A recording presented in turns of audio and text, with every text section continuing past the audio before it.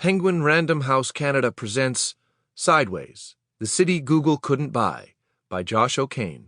Read for you by Ian Lake.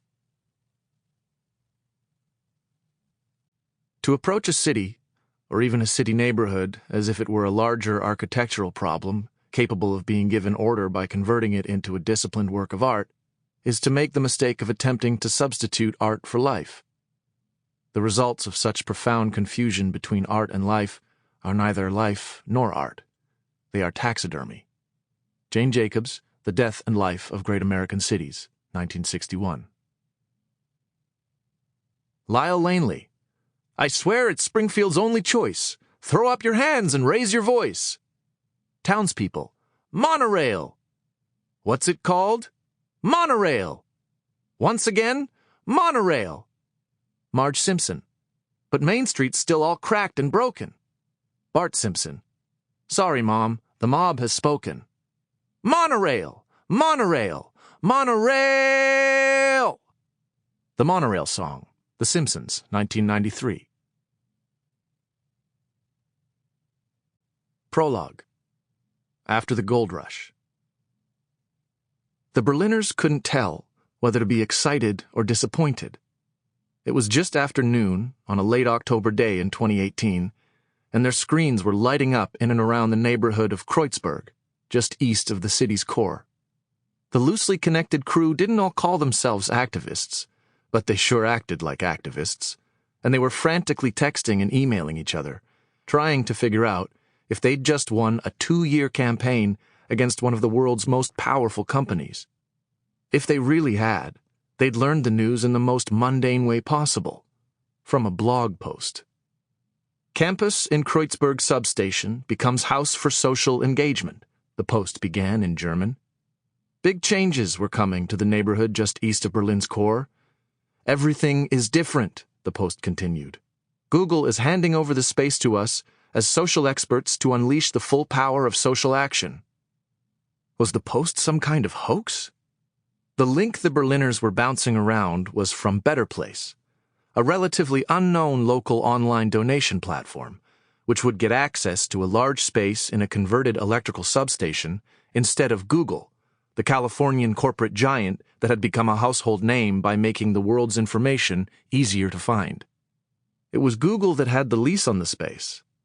Giving it away would mean the company was abandoning a long-planned incubator-style campus for startups that had faced 2 years of pushback from digital rights campaigners, anti-gentrification advocates, and plain old frustrated neighbors from Kreuzberg and Neukölln, the communities that met where the building sat on the Landwehr Canal.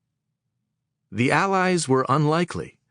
Young and old, graffiti taggers and lawyers, recent immigrants and longtime Berliners. But their concerns about Google's plans for Kreuzberg, first announced in late 2016, were all variations on the same themes. After watching big tech spend 2 decades concentrating power in the digital world, they had noticed its power spilling over into the physical world. A tech company's data collection can give it market power. Market power can become purchasing power, and purchasing power can price people out of neighborhoods. And affordability was only part of their concern. Unregulated data collection can morph into surveillance. Surveillance can chip away at the right to privacy, and the decline of privacy can constrain other rights and freedoms. Google's enemies in Kreuzberg and across the rest of Berlin weren't just challenging an annoying new neighbor. They were contesting the way the world's richest companies were reshaping the world's cities and democracies. Kreuzberg's anti-gentrification factions had a history that stretched back to before the fall of the Berlin Wall. But against Google, ordinary neighbors with no history of protest found themselves suddenly working alongside anarchists to defend their neighborhood against an encroaching giant with unfathomable resources.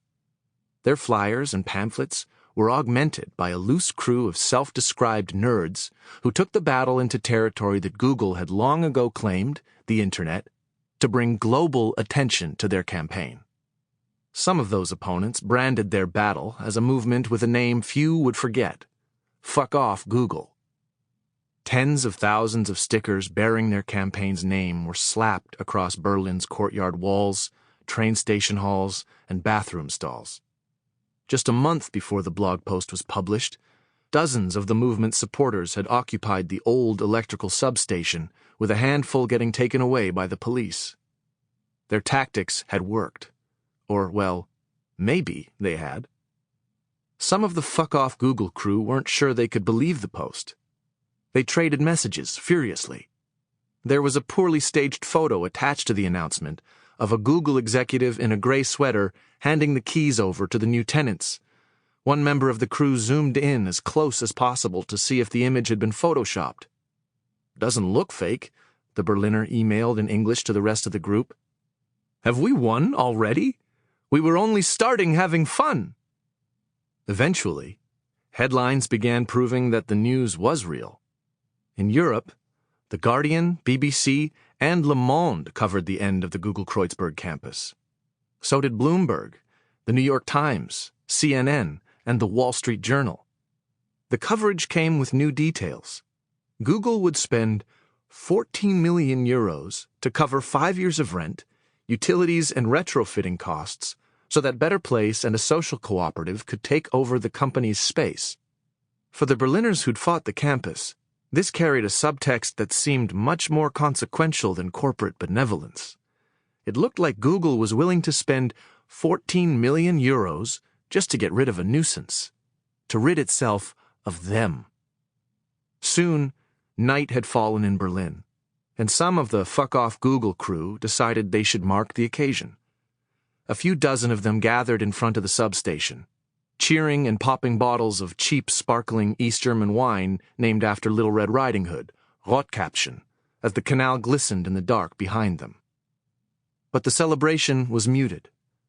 The day had at first seemed cathartic, but some of the crew began worrying about what came next. The new tenants had the space for only 5 years, just a third of the length of Google's lease at the substation. The California company could easily outweight the opposition and come back to Kreuzberg. And fuck off Google's battle wasn't just about Berlin. For many of them, shutting down the startup campus dealt with only a symptom of what they felt was wrong with the company, not the cause. Google was still everywhere. 10 or 15 people were still hanging around when one of them pulled a bedsheet out of their bag and laid it on the gray cobblestones in front of the substation. As empty bottles of Rotkäppchen clinked and rolled around next to the sheet, someone pulled out a can of spray paint. The dwindling crowd began to call out the names of distant cities where like-minded counterparts were still fighting Google. The painter lifted the can from the bedsheet, now a makeshift banner. "Solidarity from Berlin to SF to San Jose to Rennes," it read. The group gathered around for a picture. But then someone remembered another city that shared in their fight. It wasn't with Google, but with a lesser-known sister company funded by Google's money. One facing accusations of sidestepping democratic oversight and plotting a censor-filled neighborhood that some worried would be rife with surveillance. The painter lowered the spray can back to the sheet, filling out the banner's bottom right corner. To Toronto. They hoisted the banner and threw their fists in the air. 1 year and 8 days earlier, a Toronto real estate executive named Julie DiLorenzo was in a teal and orange cab heading south through the city's core, racing to the office of a public land development agency called Waterfront Toronto. She was deeply, deeply worried. She was supposed to be doing due diligence with a corporate lawyer, not rushing to a board meeting that had been rescheduled to help accommodate the schedules of some of the world's most influential men.